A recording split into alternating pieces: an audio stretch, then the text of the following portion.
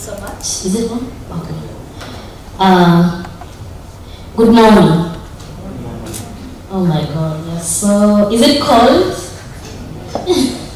It is, eh? Okay, maybe someone can turn down the AC. Maybe. We are Africans, please.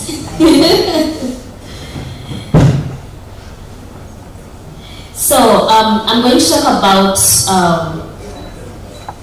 I'm going to summarize what happened during the AIDS 2022, and in particular about stigma and discrimination, because that is the main topic that we are really going to discuss today.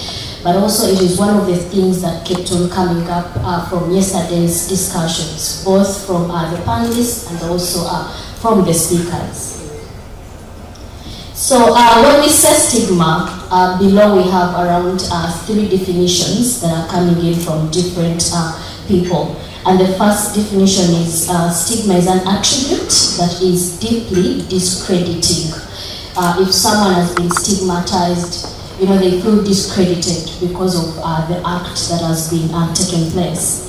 The second definition is that it is the co-occurrence of labeling, stereotyping, separation, status loss, and discrimination in a context in which power is exercised. In most cases, when someone has been stigmatized, the person stigmatizing has some sort of power to prevent this person from either accessing services or from even expressing themselves as individuals.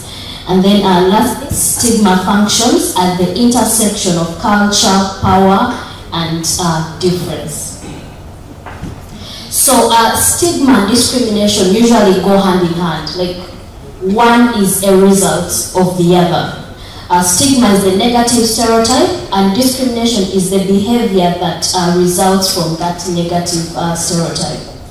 So when we say discrimination, or when we talk about discrimination, we mean that it's an equal treatment of otherwise similar individuals due to their ascribed membership in a disadvantaged category or group.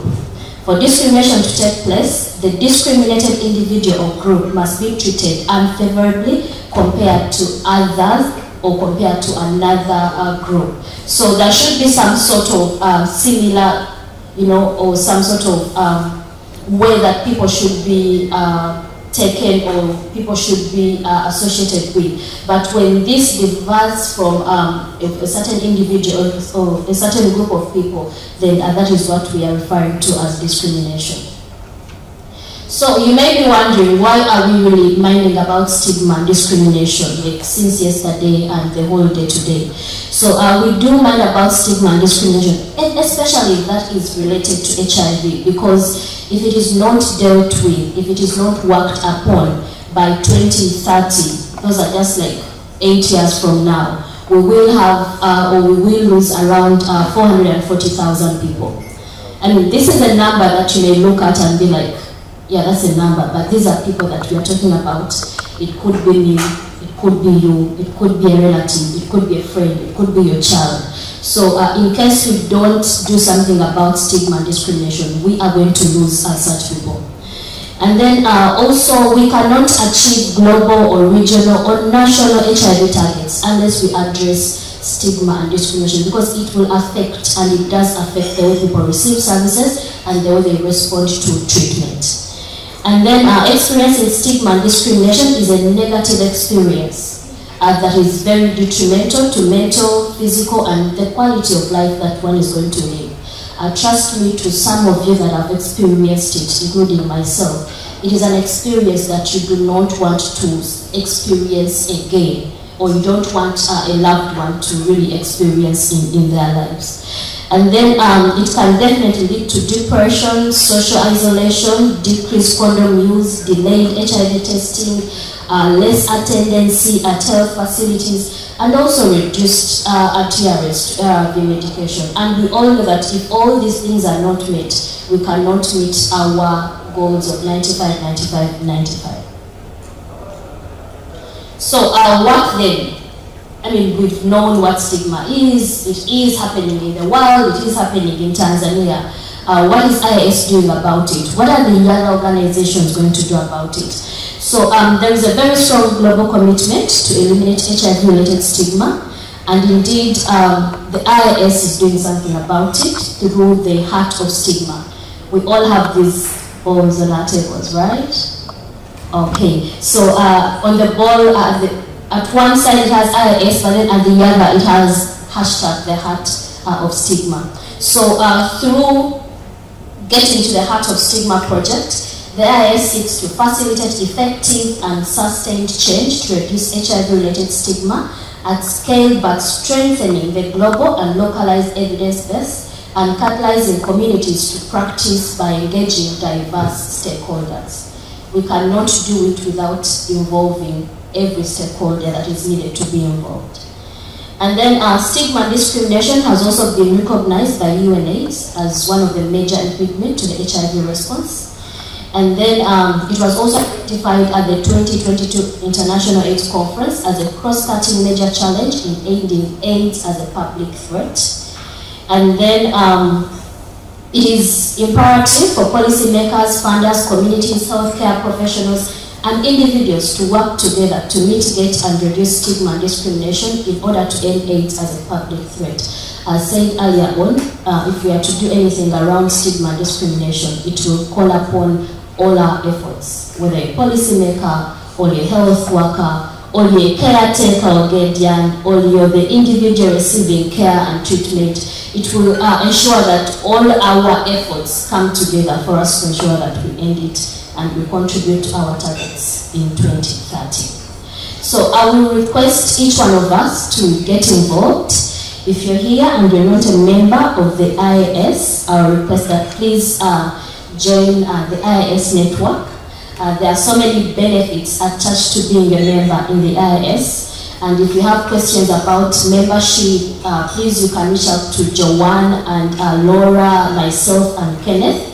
But also being a member gives you the platform to also participate and get involved in some of these drives that are targeting to reducing stigma and discrimination. And definitely one of them is the Heart of Stigma. Thank you so much. Okay, thank you Josephine for this interesting summary, and thank you participants for your, thank you Josephine for interesting summary, and can you remain there please?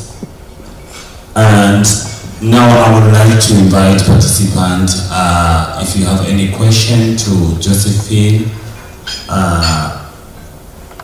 towards to presentation, you can raise up your hands, and we are going to take few questions. So if you have any question, comments, you can raise up your hands. Comment to add for those that attended IAS, whether virtually or in person, you can also add something, because I mean this is just a summarized presentation about what we did towards stigma and discrimination. And if you have questions, I welcome Laura and Joanne and probably Kenneth to also participate in answering them. Thank you.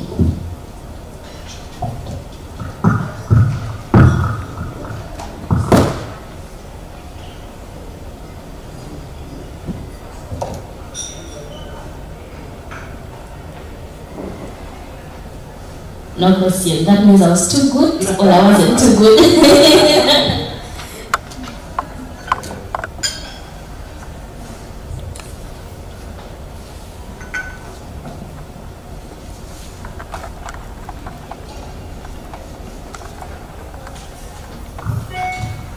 Good morning, everyone.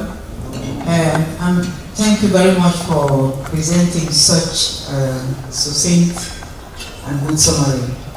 I was very keen when you started the presentation, and maybe I missed the point, but I actually wanted to get out of you what has been the issue with getting this sorted, because since the time of reproductive health, use of contraceptives and so on, stigma and discrimination used to be an issue, and it continues to be an issue. So when you started talking, I thought you would come up with maybe about 1 or 2 key things that makes it, let me say, a stubborn challenge to healthcare. Thank you. Thank you so much. That's a good one and a broad one. I think today is really dedicated to stigma and discrimination. And during the panel discussion that will be happening after the break time, we are really going to be looking at the strategies or the recommendations on things that we can really do from different levels, national level, individual, health work level, on what can be done really to ensure that we reduce stigma and discrimination, specifically in Tanzania, because this workshop is happening here. Yeah. Maybe probably by the end of the day, the question will be a bit answered, and it will be upon us, people in this room, to ensure that we put the recommendations into action.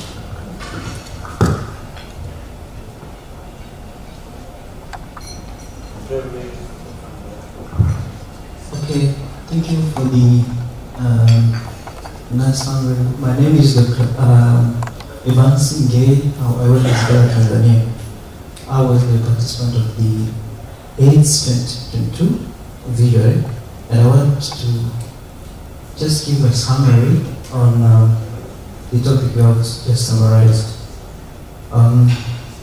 One of what I called during the conference, discrimination and stigma are centered.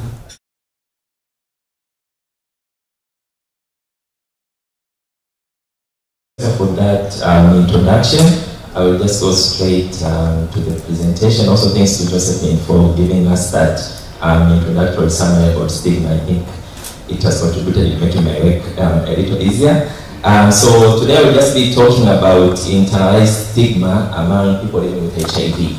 And this will be a 2-part presentation, where the first part I will just talk about a brief summary about what internalized stigma is, and in the second part of this presentation I will be presenting about a study that we undertook in Ifakara to attempt to address these issues about stigma. So I will just start with sharing a brief case that we saw at our clinic, and this is the case of an 18-year-old female client. That was a sex worker with no prior knowledge of HIV prevention, was diagnosed with HIV at our clinic and was willing to start treatment and was prescribed ART. So upon her subsequent visit at the clinic, she presented with an ART bottle that was damaged underneath the surface. And we figured out that she was trying to hide these pills because she didn't want her friends to know about her status. And the pills were hidden in a cow barn, so it was destroyed by being bitten by animals. So it led to the spill out of the pills and the loss of the pills. So I think this is one way that we see stigma being presented, in the sense that patients are afraid to keep their medication at safe spaces because they are scared that someone might find out that they are using this medication. And the basic definition of internalized stigma is self-stigma, or that is another terminology for this, which occurs when a person either cognitively or emotionally absorbed stigmatizing assumptions and stereotypes that come from the people surrounding them. So one of the other common practices that we observe that is usually also an indicator for stigma is that we see patients coming to the clinic with bottles of ART that are stuffed with like papers or some sand, just to make sure that the bottle doesn't rattle when they are walking with the bottle, like producing this kind of sound when you're walking with the bottle. So they stuff it with the papers and stuff to avoid this sound. And this is spread by the so this is one of the ways that internalized stigma is manifested, how we see it at the clinic. So mechanisms of stigma don't only involve people who are infected with HIV. We also see people who are HIV negative, but they also have internalized stigma about a person who is living with HIV. So this is just a brief overview of the mechanisms that stigma can manifest, and we can see it in HIV uninfected that can manifest in terms of prejudices, which are judgments about people living with HIV. and also certain stereotypes about who these people are, and discriminatory attitudes toward people living with HIV. And the outcomes that are seen for people who are uninfected with HIV is social distancing, that means separating themselves from people living with HIV. Also, kind of slowness when it comes to like HIV testing, wanting to know their status, and low support for certain policies that are aimed to address HIV stigma. And this also tends to interact with the kind of stigma that is faced by people who are infected with HIV, which we see a stigma that can come from the external assumptions from people, which is also known as enacted stigma. And we also have anticipated stigma, which is the kind of stigma that you look forward to be experiencing. You haven't yet experienced it, but you are walking and looking over your shoulders, not sure whether people will have discriminatory attitudes towards you or not. And we also have internalized stigma, which I've already covered in the definitions of this presentation. So the outcomes that we see in people living with HIV include poor mental health, also lead to social support, and also HIV symptoms. So patients can come with advanced HIV or can present late because of these mechanisms of stigma. So the consequences of stigma, why we want to address stigma, is because we want to ensure that there is a continuity of care in HIV service deliveries. So we know that the way that HIV care is organized in components that are interdependent with one another, which include steps that a person takes from the initial diagnosis through the successful treatment and HIV medication. So what stigma does is that it breaks this chain just right from the beginning of the chain. Upon the diagnosis of the patient to the stage of being linked to care. So when we break this chain, it means that we cannot make sure that our patients are suppressed, and we cannot make sure that our patients are living, taking HIV from like this dangerous disease to like a chronic illness that is manageable. So we also see new HIV infections because of just failing to address these issues of stigma. And there's a study that was undertaken at our facility in Ifakara in 2017. It showed that the linkage to care has been reported to be 23% in patients who were diagnosed with HIV through home testing. So this is one of the reasons that informed the interventions of this study that I'm about to present next. So, going to the study presentation, this is the background. So we also talked yesterday about 95 goals from the UNAIDS targets, and one of the main things that we want to do with addressing stigma is to take a look at the second 95, which means starting on ART treatment. So there's a challenge in terms of loss of patients at all levels of the HIV care continuum, especially in the second 95, because of the stage of linkage to care, which is broken by stigma. So one of the reasons of poor linkage to care is the HIV-related stigma and discrimination. So the study that we are undertaking at Ifakara is called the Stick to Health study, which basically involves stigma-related services to improve linkage to care for people living with HIV in rural Tanzania. So this was a pre- and post-implementation study within the Kilombero and Ulanga antiretroviral cohort.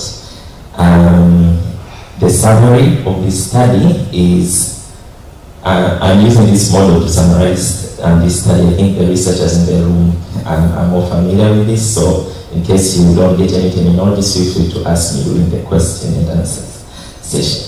So the population is the Kilombero and Ulanga antiretroviral cohort. This is one among the biggest cohort HIV positive patients in Tanzania, if not the biggest. We have about 6,000 patients who are actively participating in our prospective cohort. So the intervention that we are doing at the clinic involves a bundle of stigma-related services for newly diagnosed HIV patients enrolled from the 1st of February 2020 to the 31st of August 2021. And these are a bundle of services, which means that all these services are dependent on one another and they are delivered at different times when the patient is attending at our clinic. And these include post-test counseling, which is done by a HIV positive lay counselor upon the diagnosis of HIV, upon the reception of the diagnosis of HIV.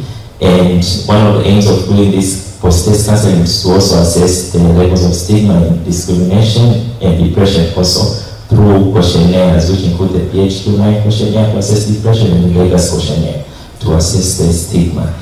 And another second intervention is the post-test video-assisted teaching.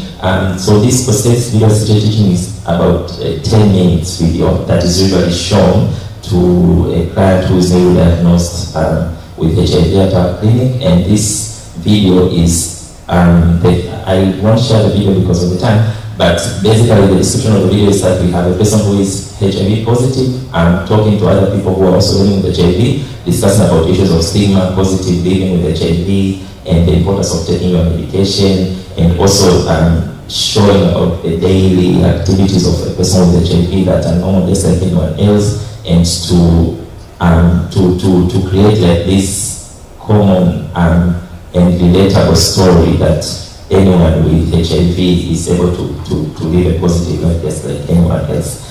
And also we have the third intervention, which is the group support therapy and group health education, which I'll go through it briefly at the next slide. And you have mobile health. So mobile health is when we call patients when the dates of their clinic visit are close to remind them to attend their visits on time.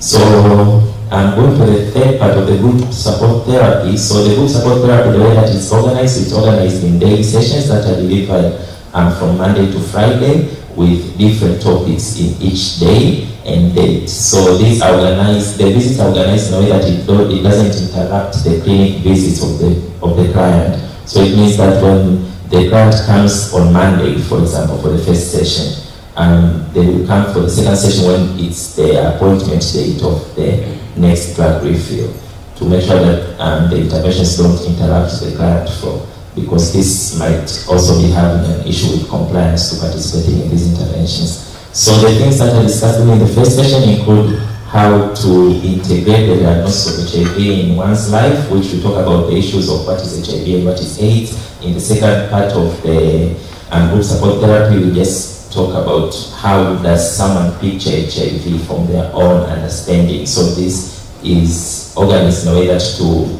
get to see the internalized stigma that a client with HIV might be having, and to also attempt to address HIV transmission and prevention. So the third session looks at what are the emotions, depression or coping mechanisms, and how does a client solve personal or interpersonal problems. So this also tends to look at the interactions with other people, and we tend to insist on the use of antiretroviral, as well as talking about the side effects and drug interactions, and why we need like annual labs test for people living with HIV to make sure that they are also on the same boat with like the clinicians at the clinic. And also the fourth section is to talk about interpersonal relationships with partners and how to go about the process of disclosure of the HIV status, and building relationships with family and other interpersonal relationships. And also we tend to talk about mother-to-child transmission as part of the group health education. So during the fifth session, so we offer social support as being part of the community and how to integrate with community and how to find support groups within the community for people living with HIV, where we also give education about HIV and lifestyle. So I'm just going to share this brief photo which shows one of the things that we do during the group therapy. So this, we tend to use pictures to get to know what the clients are thinking and to get to know their perspective, and also to have like an open discussion and to break the ice when it comes to having these conversations, which might tend to be difficult conversations to have. So these are series of photos that are shown in the session that talks about where does a client hide their medication. So we just show these photos, but we leave it to the clients to explain these photos of what they see about them and what do they think about these photos. So you can see a photo of like this farm land where a patient might describe that they hide their medication like in a garden, and they just dig a hole in the ground and they put their drug bottle there. and also a patient who hides their drug in like the washroom, and these are articles of clothing where the patient tends to like hide them under the cloth article to make sure that nobody sees this medication. So one of the aims of this session is we talk about how to store the medication in a proper manner and the importance of making sure that the drugs are stored carefully, because different temperatures and different humid surroundings can damage the drugs, and the importance of making sure that the drug is in the bottle in this. So this is one of the things that are discussed in the group support therapy. I won't go through the all sessions, but this is just one snapshots that to can give you an overview of what happens during the therapy sessions. So going on with the study, so the comparison group for this study is the standard of care from the historical control. So we are basically comparing patients who have, we have a timeline of comparison from patients who were prospectively enrolled in this study, then we compare with patients who were receiving care at the clinic before the commencement of this study. So, and the outcomes that we look for in this study involves the linkage to care as our primary outcome, which is defined as being in care and on ART at 2 months after the diagnosis of HIV.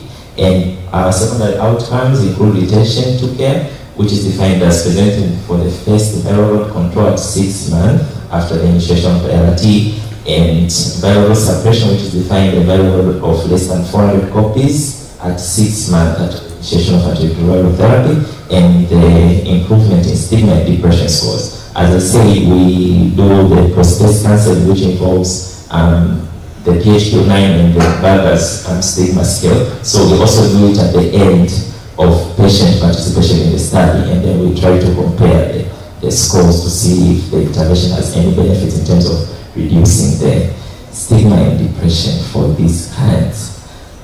So I'll just go through the numbers of this study. I will brief run through the numbers. So the sample size that was estimated for this study was to have a total of 321 clients in the post-intervention cohort at the end of 2020. But unfortunately, this timeline was not achieved because we know that was the time that the COVID pandemic started. So we had slow recruitment of the patients, and also we stopped the research temporarily because of the measures to protect patients from COVID-19, and also we also lost some few patients as a result of this pandemic.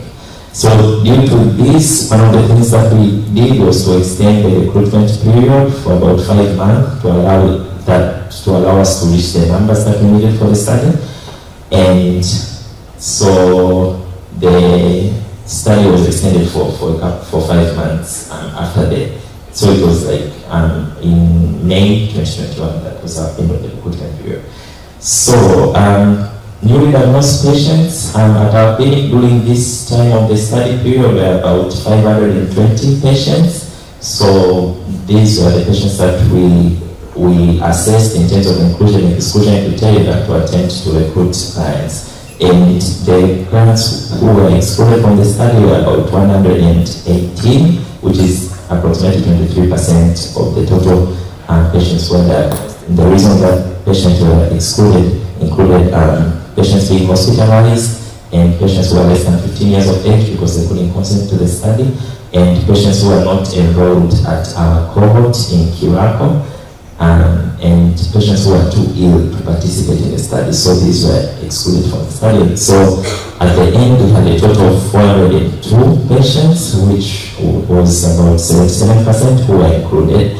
So during the commencement of the study, we lost some patients, about 87 patients who were approximately 17%. So these include being missed due to COVID, refusals to participate in the intervention, and also missed due to the organization of the clinic, because sometimes we have a lot of patients at the clinic and it's hard to organize patients, so we missed some patients. And also patients who transferred away from our clinic during the baseline visits. So we were left with a total of 315 patients, who is about 61%, and in total is about 78% of all eligible patients. So this is the number that received interventions for stigma. So going to these 315 patients, so the baseline interventions that included the video intervention and the post-test counseling was received by all patients. So we did lost any patients for these 2 interventions. And in the mobile health intervention, so we called the patients before the clinic visits at 2 subsequent clinic visits. So we had about 221 patients who were called, received the first call, and we had about 181 patients who received the second call. So the reason of it not being 100% included some patients not having phones and some patients not answering their calls. So that is why we lost some patients in the health intervention. So in the group support therapy and group health education intervention, we only had about 96 patients who attended these group support sessions, which is about 31% of the total participants in this study. And the reason behind missing a large number of patients for this group support interventions included issues with scheduling visits at the clinic. Some patients come earlier than their days that they are supposed to come at the clinic, or some come a little late than their days, and also organizational issues at the clinic. And some patients were reporting they saw the sessions as being repeating kind of sessions. So they didn't see like a kind of diverse topics. That was also one of the things that caused missing of the patients. So patients who did the stigma and depression questionnaire included 347 patients. So the study outcomes. So our expectations from this study include we expect to see these 4 bundle stigma-directed services to increase linkage to care by 10% from 70 to 80% post-implementation of the study. And this assumption is coming from our review of literature of similar studies that address stigma interventions to improve the linkage to care. And we also expect to gain knowledge on the value of stigma-related services and to observe an increase in biological suppression rates as well as retention to care of patients within the first year. Yeah, so the current status of this study, the study protocol has been published at the Africa Population Health Research Journal, and Dr. Elizabeth is also one of the first author of this study. She's currently in the room, so if you have any questions, I think we can answer them together. And the window period for the second questionnaires at the end of the study were completed at August this year. And also we are still continuing the stigma interventions post the study, and we will make decisions on whether to control to stop after we analyze the data.